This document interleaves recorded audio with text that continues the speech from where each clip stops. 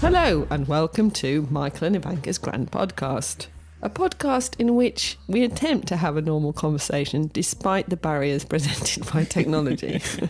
Ivanka in Brighton, Michael in London. So listen for seagulls and sirens. Seagulls and sirens. That's the pretentious alternative name for our podcast. Yes, that's what we should call it. My podcast description is, this week, is holding our corner in the fight against the normalisation of bullshit. Oh, what's your name, though? My name's Ivanka Magic. My name's Michael Forrest. This week, we're talking about mystery. Coming off the back of understanding. We wanted to talk about, well, what about when you just can't understand or it remains mysterious? We've got I want to talk a bit about maybe music stuff, is how a lot of mystery applies to my life. Have you got any thought? No. Summary headings? No. Ivanka hasn't done her homework, as usual. When you hear about my week, I think you'll understand.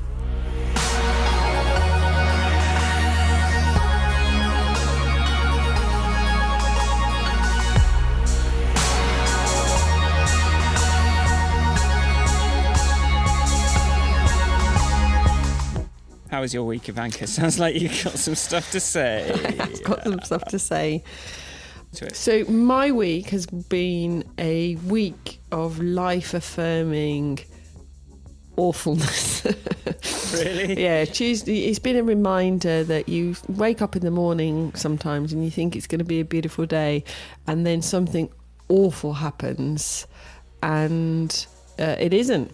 So and awful. The problem, the only problem I've got with this story is that the awful thing that happened to somebody in my very close family. So it's not my story to tell. Yeah. But it did remind us all how fragile life is, and how you really, your life's what happens while you're making other plans. It's made me aware that my how lovely my family is. I know it sounds very hippie, but it is. It's like, I love my family. They're good. They're good in a crisis as well. And sometimes we have crises in which we need to be good. That's when you find out. So yeah, there's been crying and laughter this, lots of sobbing and reminding to laugh as well, because sometimes you just got to laugh. Because shit happens. So it's been one of those weeks, really. And then there's been a couple of those because that's another thing about life. Sometimes you can't just have one tragedy in a week. You need two, just to really cement it. And tragedy is a big word, but that's what it is. And on the other hand, I had my students' final presentations, and some of them were brilliant. And I was like, "Oh my God, they've done something good. That's brilliant." So it's been a roller coaster ride this week, has. And then all that was off the back of Friday. I went to see Mary Beard, and that was a bit of a feminist evening, and she said some interesting things that made me think. I really enjoyed listening to her speak. The way she speaks, the way she tells a story is very engaging, and you really want to listen. And even though I didn't agree with everything, and it led to some good post Mary Beard discussions and conversations. Because I went with my sister and a friend of mine. Well, there were lots of us, but three of us were sitting together, my sister and a friend. So does that mean you're at the end of your teaching for a bit? Or? Yeah, I am. Yeah. I'm at the end. I've got even more time to bother people on Twitter. Yeah, go listen to my podcast. Have you heard? We make like my phone is constantly just Instagram notifications with like square bracket Grand Podcast. I'm just trying to fight it by getting some for me as well. Go away. And then I want some Michael Forrest ones. No. What you do, Michael, is you get everybody to listen to the podcast, and then they go, "Oh, that Michael, some of this music's really interesting. I must go and Google him." That's what you're going to do. That's how it's going to work. That takes 2 years, though. Yeah. Whereas if I just hashtag something, hashtag techno, hashtag Eurorack, instant likes, hashtag music even. Well, the reason I was reminded to mention my students was when you said that I hadn't done my homework, which isn't cool. And there was the watching the face of somebody realise that they'd done the bare minimum, and that their colleagues hadn't. He was like, oh, I hope it makes him, because it's a foundation course, so therefore, you know, this is where you make some mistakes and you make some decisions about who you really want to be. Yeah. But I think he was a bit disappointed. I was disappointed in him, but there was a self-realisation moment, which I hope he'll remember when it comes to the next opportunity to do some designing. So, Michael, despite this week being all about me, how was your week? Well, very sort of mysteriously about you, which is kind of on topic, but that's fine in this case. Yeah, I've got a few things to list off. I've been working on my little shoebox characters, doing my little dances on the little live stream and trying to like optimize that so it doesn't run at 1 frame a second, and trying to figure out why my laptop's broken. And I was like, oh, I've got to buy a new laptop. And then I looked at how expensive laptops are now, and it was like, what are you talking about, Apple? Like, as if you need any more money. Why is the top spec MacBook Pro now like $4,000? And it used to be $2,000. And this last one was 3, and that was like 2013, but it's like 4 now. And it's like, come on. So I kind of hit up my friend that works at Apple to see if he could get me a discount. And that's something we can probably work out. But then I just like spent some more time troubleshooting my code to see if I could make it run faster rather than just shelling out. And I've been sort of working on trying to figure out how I'm going to make my little like vocoder voice thing. So I've got like this chip that I want to learn how to program that is the basis of some other things. But I was sort of slowly, I plugged it in. I think it was making my computer log out as we tried to start this podcast this week, the things I was doing. So that's worrying. I did some gardening the weekend. Gardening? Like we've got a front garden Michael area Forrest on the street. In a garden? We bought a fork. Did you get? And I uprooted some of these green things, these sort of big leafy things that had just been taking over the front garden, and they had roots about 30 centimetres thick, just thick. Thatches. So yeah, just like down into the ground, just like this thatch. And I got them all up with repeated whacking and levering. So that was fun. I enjoyed doing that. I can't imagine you in a garden doing digging. Well, just imagine it, because it happened and I bloody won. Michael against the weeds. Michael wins. Well, usually we trim them, but there's this really horrible sticky sap that comes out that also kind of burns your hands if it gets onto your fingers. So this time I was like, right, these are just going. We're going to have a flower bed. This is happening. They are nice, out of here.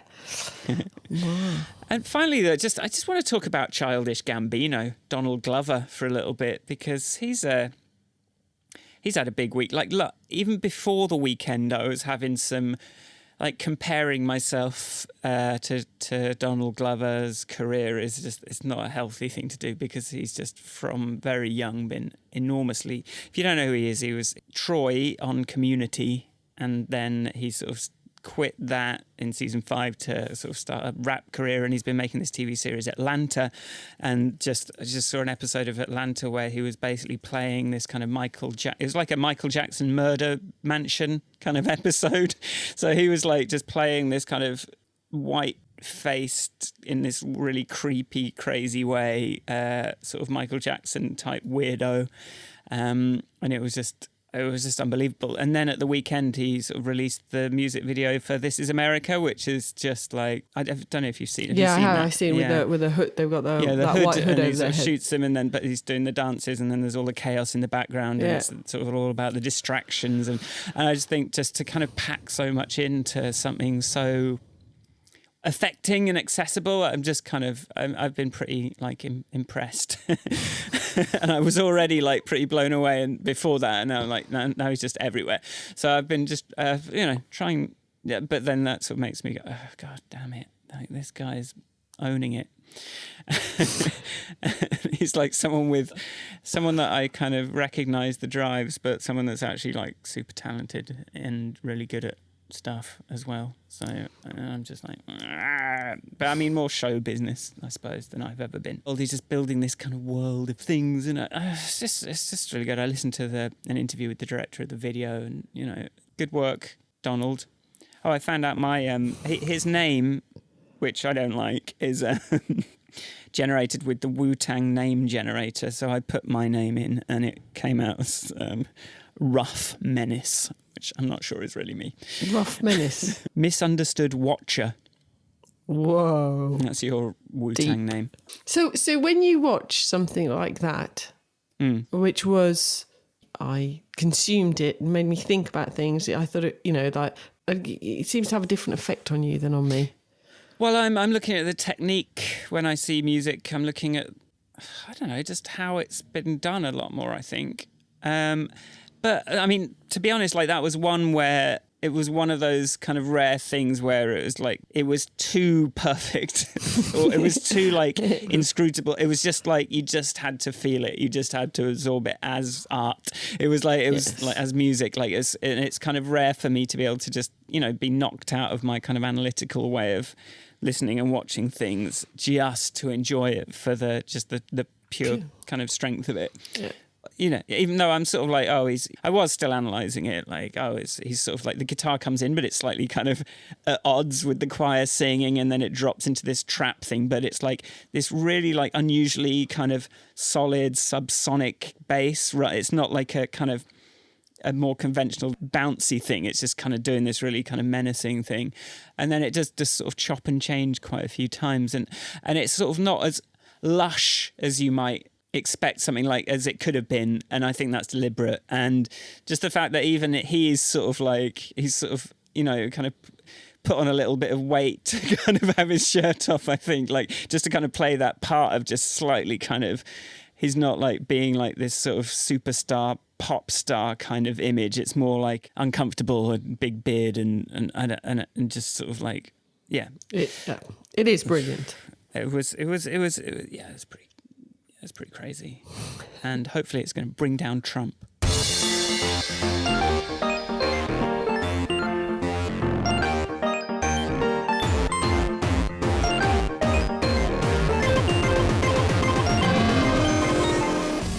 Shall we talk about our subject? Mystery. Mystery. Or shall we not? Shall we keep our opinions on mystery mysterious?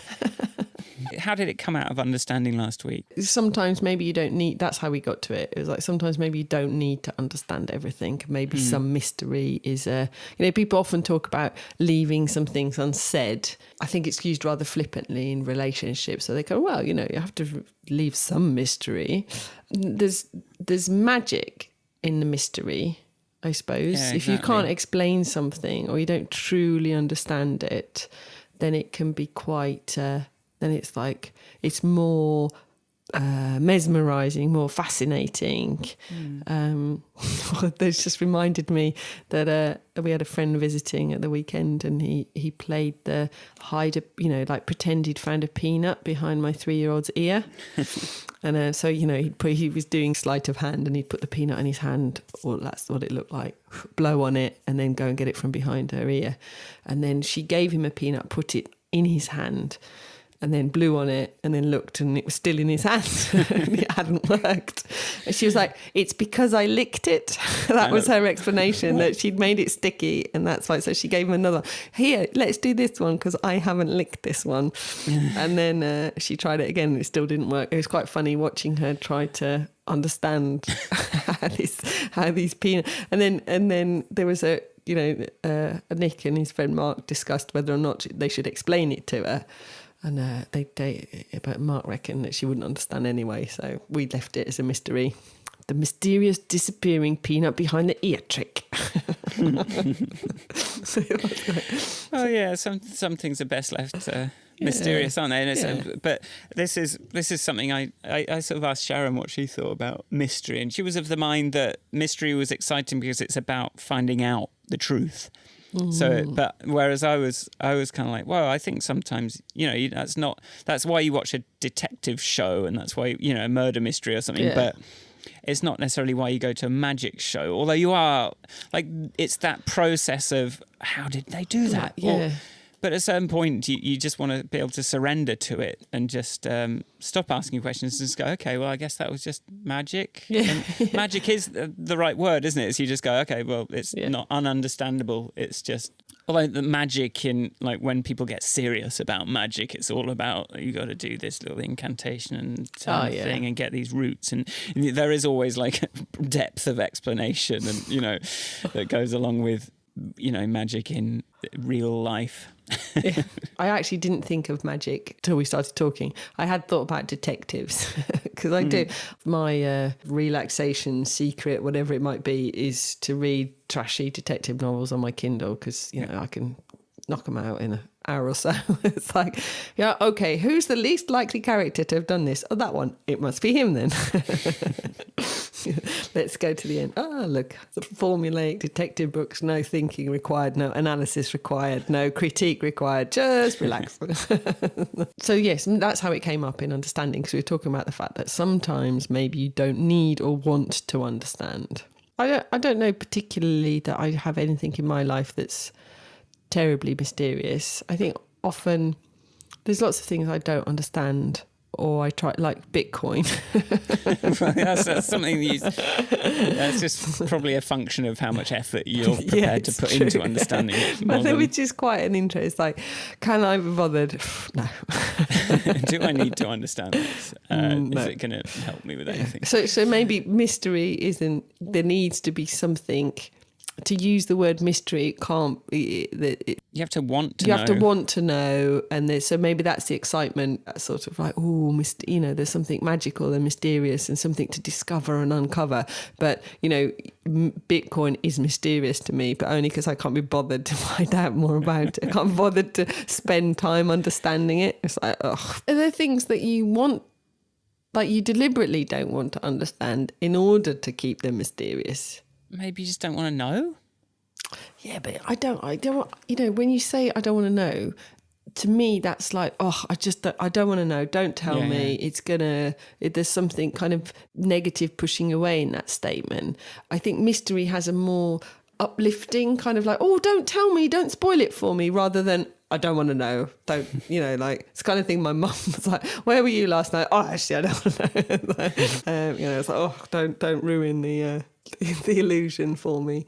There is the word illusion needs to come into it, maybe, because you know what, when you were talking earlier about the Childish Gambino video type, you know, the sort of like how that makes you feel, that you can't explain and you can't necessarily add a formula to it and say because. So there's various moments in life. I remember seeing the Taj Mahal for the first time and I had that overwhelming feeling of, you know, I'd seen pictures of it, I knew, but there's something about it, the beauty of it, I don't know what it is. Is it beautiful? I don't know, but seeing it made me sort of gasp for air, that kind of like, you know, there's that sort of, yes, truly, or, you know, awesome as in its proper use rather than just awesome. And then also when we were in Alaska and we saw the Salmon Glacier, and it's just enormous and overwhelming and truly awesome in the same sort of like takes your breath away sort of thing. And I want those experiences. And I suppose you get them as well from watching a storm or watching lightning, which I suppose I've learned about, I can explain, but watching the sea in a storm has that sort of like, you know, do you think about how it's working or why it is, or do you just sort of enjoy the impact of the result without thinking about why the waves are so big? Or but I think it is human nature to want to attribute an explanation to that, whatever it is, and because I was just starting to think, the loss of magic in our lives is, you know, sad. But then that was always kind of an oversimplification of the world, wasn't it? It was like, waves aren't mysterious because it's Poseidon waving his fork around or something. You had an explanation that made sense, so you could stop thinking about it. So maybe now we're a bit more aware of when we can't stop thinking about something, maybe that's, sort of leads to a bit of being overwhelmed. I'm just thinking about, people who are really into their science, like biologists, and they can get really excited explaining something to you that they think is, magical, even though they can explain it with science, or, that's they like some of the reactions between things or how things grow. They can still be in awe without the mystery. Yeah.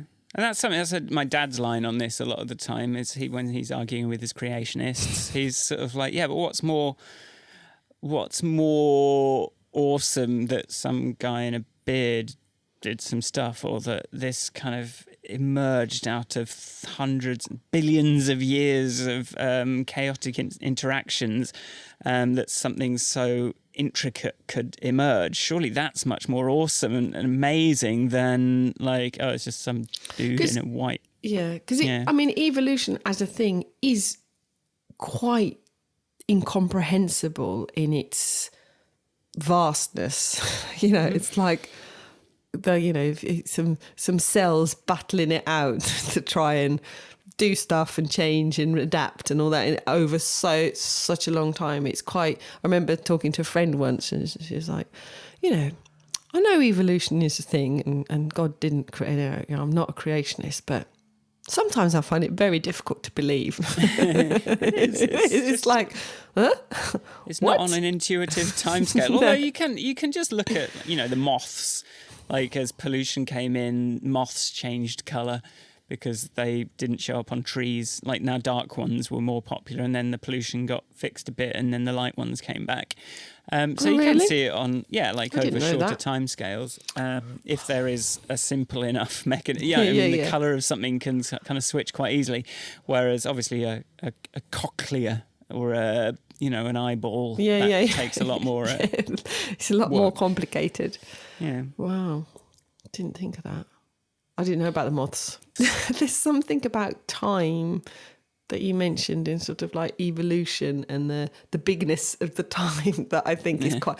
My earliest memory of understanding the size of the universe, or trying to, I was maybe 6 or 7 or sort of quite young, and my father was sitting with me and my brother, and we were looking at an atlas, and we were looking at the planets and how far we were looking at this picture, and that was the first time I remember that feeling of like breathless, like, oh my God, this is so big, my brain can't cope. And the first thing I said to him, literally, he was like, we're looking at this, and I just went, Daddy, don't die, because I think I suddenly realised that a 70, 60, 80-year lifespan was nothing.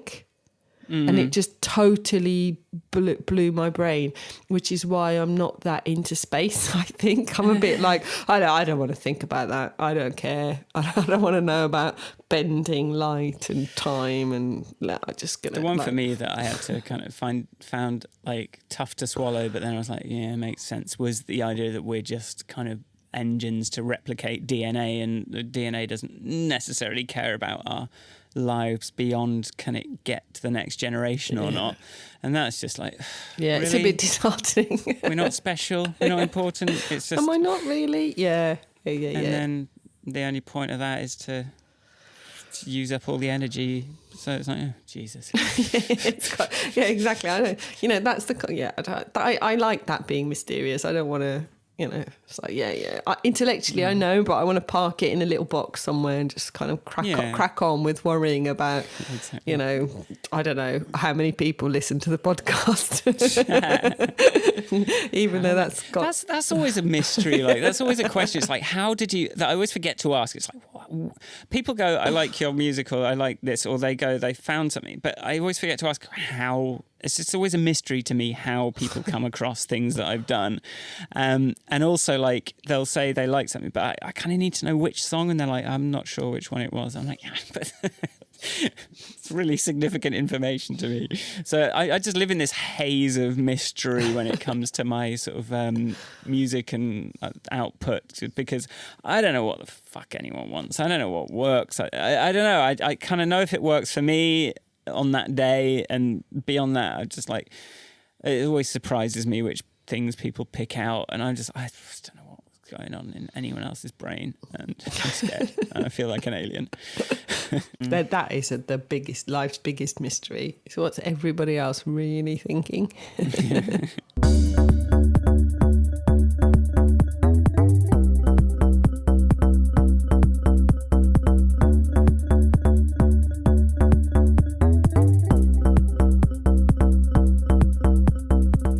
I think I'm kind of a serial swallower of mystery. Like I kind of like to destroy any mysteries a lot of the time, but more less in the people world, but more in the tech and art kind of thing.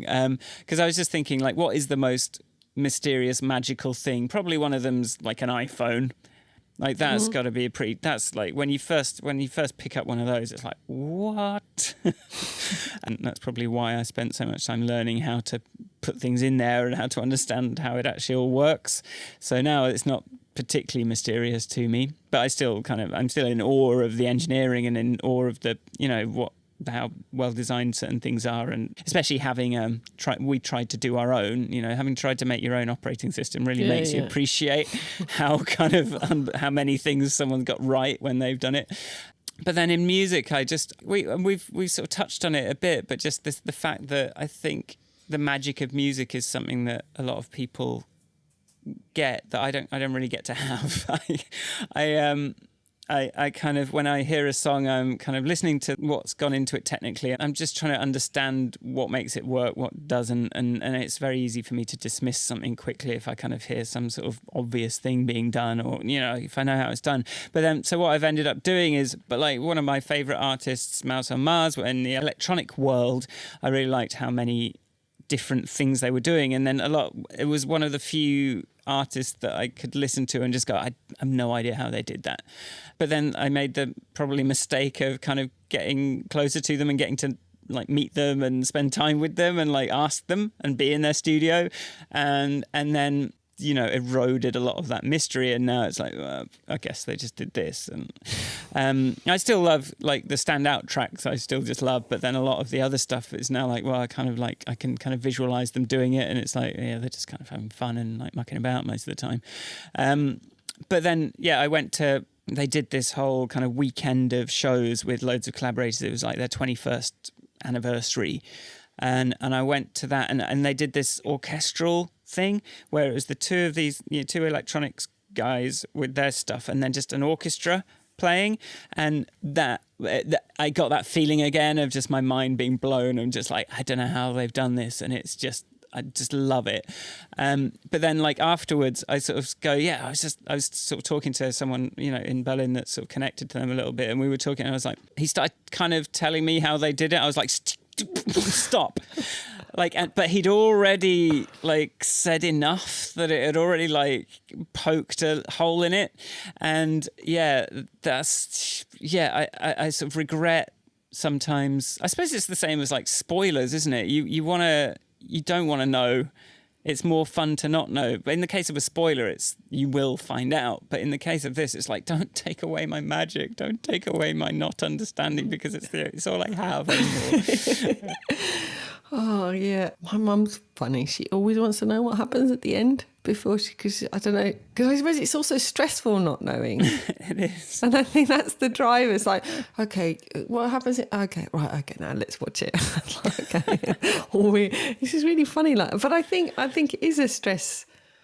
It's stressful, but because stress, there's positive stress. And, there's like excitement, stress, and then there's oh my god stress. And I think you did remind me of my mum, who always wants to know the spoiler. But at the same time, I was thinking about what you were saying about being in their studio and they were just messing around and having fun, and then good things come out. There's so much of my work life is spent with people going, so how do we create the ideal environment for innovation, and where do ideas come from, and all this sort of stuff. And there are some, they really do come out of play.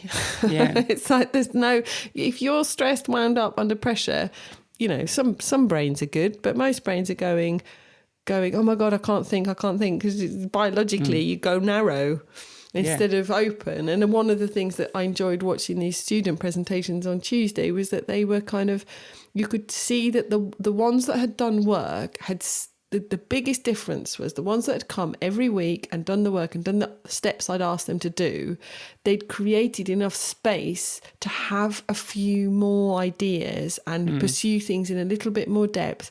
And therefore, they had some more innovative and more, a broader and a deeper range of ideas. The creativity comes from being in a thing for a while. Like meditators talk about, why don't you sit with that for a while? But it is a bit of like sitting with your idea or playing with it. Well, you're sort of I guess you're talking a bit about if you've got to sort of get the technical stuff working so that it's not a barrier, so that you can just express yourself within there. And with music making or something like that, you can come to your computer and, like, if your sound card's having problems in the middle of it, it's just death. Yeah. So I think that's, do the steps, learn the framework, and then you can have an idea and express it within something that you've trained yourself in. Yeah, it's like you said about that Childish Gambino thing, that it could have or should have sounded more lush, but it didn't. And I think that was on purpose. It's purposefully choosing what rules to break, what technique to not execute to some sort of idea of perfection. Yeah. When people do innovation, when, I don't sit at home and listen to jazz a lot. It's something I've not got into. But occasionally I've been invited along to like a jazz gig with somebody. Yeah. And I have to say some of it's like, this is just too chaotic and too noisy for me. But then sometimes it's amazing, and it's like that sort of breaking things. One of the musics that I like, I enjoyed when they came out, was the Go Team, because they used to make such messy music. I don't know what they're doing at the moment, but it's really messy but really good to listen to. Like, for me, and there is an element, especially with art, music, those kind of thing. There is a for me, it's like what taps into your, what are the things that make you react. But I do like that being, when people are really accomplished at a thing and then can just know exactly where to fuck with it. Go, yes. Well, that's what I mean. And it was the music and just ab-wise. It's like, Alan Play's not got abs, even though I know he can have abs.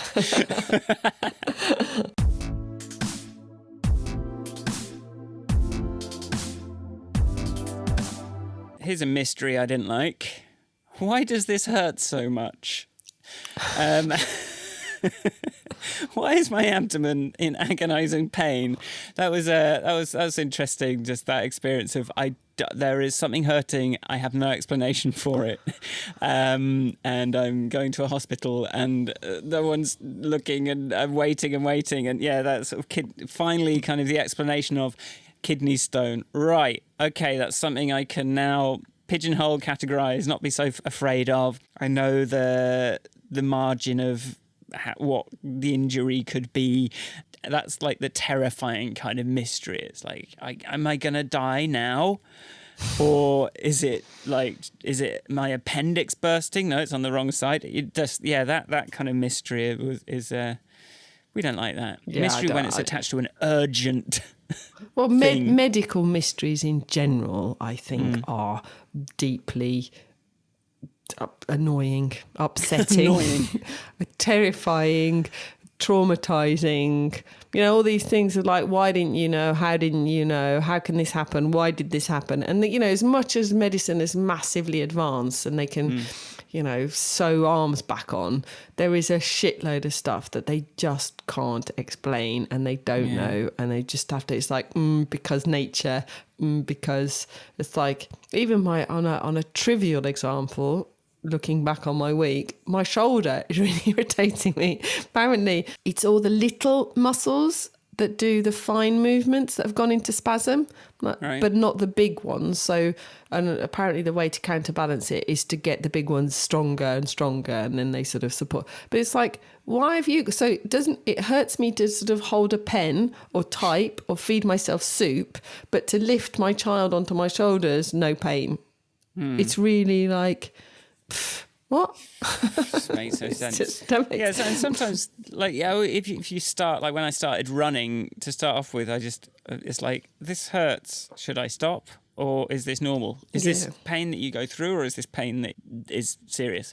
So, yeah, sometimes it's just experience teaches you, which you just have to keep doing something and just find out over time. Yeah. I think the medical mysteries are mysteries I could do without. Yeah, me too.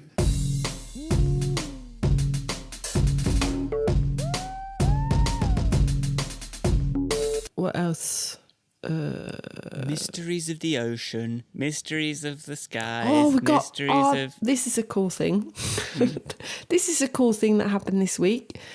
We, on Alejandra's recommendation, I bought my child a storybook called Here We Are, and it's a children's story by Oliver Jeffers, who, as I understand it, generally does children's stories or illustrations and things, but he made a story for his newborn child describing the earth and the planet. What reminded me was when you mentioned the ocean, because he goes, says this, this is the ocean. We know some things about it, but we don't. Apparently it's 7 miles deep in places. And he sort of describes this, he describes the planet and our presence on it in childish terms, but they're actually, I just thought it was wonderful. Nick loves it as well. We both are really enjoying reading them. Yeah. The child is a bit more like, I don't want the nighttime ones. So she doesn't. She's refusing to absorb the stories of the planets at the moment. Right. I don't want the nighttime ones. Okay, so we have to go and find where it talks about, and you are standing on the earth, and this is land, and the seaside one she's okay with. But it does blow your mind, really, how little we know about the planet. As much as we know, there's so much we don't know. Which is why when people mess about with things, it's just, it's sort of arrogant in the knowledge that, we'll just invent a new thing that'll fix it. We'll just chop that off. We'll just put this chemical in. Yeah, exactly. Like, we'll just frack this. Does anyone know what long-term impact that will have? No, but fuck it. We'll just come up with a different solution when when we've broken that. And there's that. I think that's one of the things that frustrates me, that human beings' approach to uncover mysteries of the planet, exploit it, and then go, oops, we shouldn't have done that. Because I watched this documentary last night. Not all of it, because it really was quite depressing, so I went to bed, about orangutans in Borneo. Oh my goodness me. It's like the most horribly depressing thing. Like the deforestation, the effect it has on them. And it's gone from logging deforestation, let's get all the hardwood and make furniture or whatever they do. And then because it all changed when it got mechanised. And then they've kind of stopped doing that, but now it's palm oil. It made me I already am on the lookout for palm oil, because I have absorbed a number of years ago that it's not a good thing. But like, they're just these habitats are just being destroyed with no consideration for. And one of the arguments that from one of the scientists, which I thought was quite interesting, is like, by protecting areas of the rainforest for the orangutans, you're then protecting that area for the full diversity of flora and fauna living in that area. So you're actually, by focusing on one species, you're protecting a whole ecosystem. And it's these unbalanced, when the ecosystem gets thrown out, that's what we don't understand, because we don't really understand how all these things influence each other. So we don't necessarily compute properly that if you destroy most of the rainforest in the Amazon, that then our weather patterns change. It's like, there's some of that mystery that we're not really. Well, it reminds me of that story of the planes, like a lot of planes started crashing. I think it was in the 90s or 80s, like early 90s, I think. And then they realised it was because smoking had been banned on planes, and they used to spot problems because the nicotine stains was staining the cracks. And then couldn't see that anymore because there was no more nicotine staining, and these planes were falling out of the sky or like crashing badly. So just a tiny change can have just really unpredictable effects, and apply that to an ecosystem. It's crazy. Wow, that's brilliant. That's a brilliant story. That's better than the butterfly flapping its wings in that one. It's like, what? Talk about mysteries.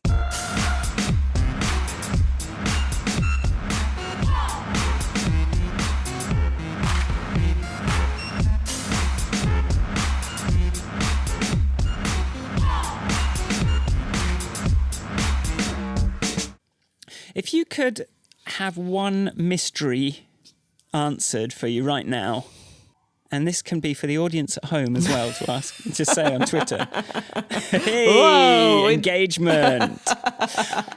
If you could have one mystery solved, what question would you have answered? Why? No. Why do women vote for Donald Trump? That's a good one. It's a fucking mystery to me. I think mine would be, why don't people like what I make? Oh, Michael. I think it would be something like that. What is it? What am I doing wrong? I think you're just taking it all too seriously. Have more fun. That's my answer to your mystery. You've had a compliment, not just on Twitter the other day, saying, "Tell Michael I really like his music." I've started a new spreadsheet, which is what I'm trying to figure out what my I'm going to quantify. I've actually got I'm meeting a guy this afternoon who wants to talk to me about. Who's from Sussex University. He wants to talk to me about quantified self because he's seen a couple of my talks over the years. I just started a new spreadsheet, which is detailed emotion tracking coupled with my ego triggers, and I just want to find out the half-life of an ego boost for me, because I think it's about 12 minutes before I need another one and get depressed. And how can I make that last a bit longer, or is it just a matter of ignore? I think that the wisdom is you ignore them, positive or negative, and just from in yourself the happiness should come. But sue me, I like an ego boost, but I need them very regularly. I need to be able to count them, measure them.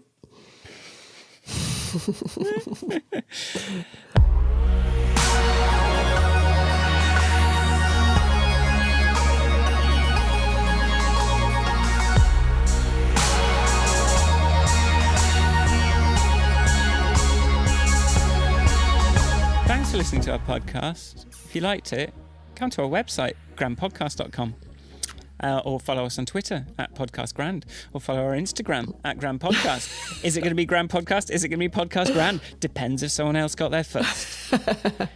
I think the .com was a good coup, though. That was. And I think it belonged to the same people that are still got the Grand Podcast Twitter, but they let the domain elapse, but I haven't let the Twitter elapse. I even got my cousin to write them in French and say, please, can we have it? And no response.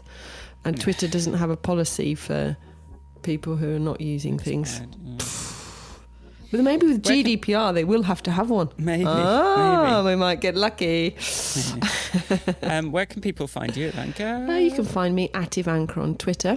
Don't accidentally tweet @Ivanka anybody else, because I am the true Ivanka. The true Ivanka. You can find me at Michael Forrest Music. There's a lot of sort of live stream videos kind of appearing up there, and I keep having to go in and make them smaller because they're dominating my page. But I'm trying to do these live streams at the moment.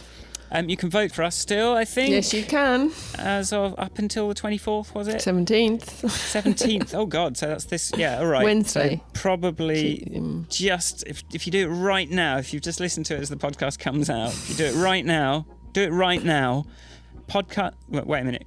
British Podcast Awards.com /vote. And search for Ivanka. Do it right now. Don't delay. Pause the podcast. Open your web browser on your phone.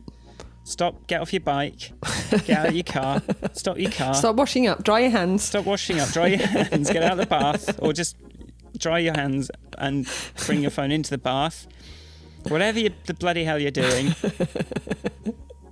BritishPodcastAwards.com /vote.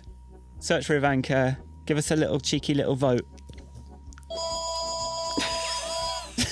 And as if on cue, let's say goodbye and you can go and answer the phone. Bye, everybody. Bye, everybody. Bye.